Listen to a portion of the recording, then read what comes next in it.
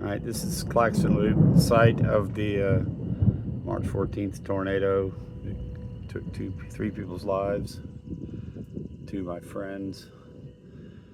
It's currently a tornado warning right here. I'm not seeing rotation at the moment, but I'm feeling it. I can feel, you can see it actually if you look.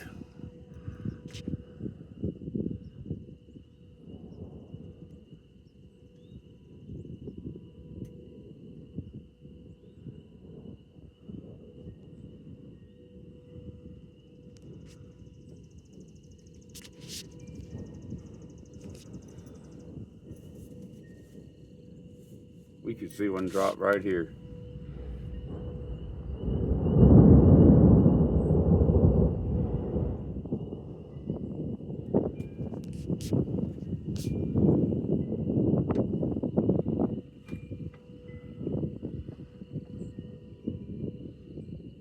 Oh, it's feeding something.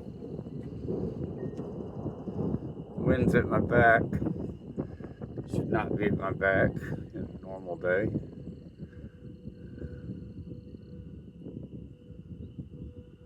See the inflow?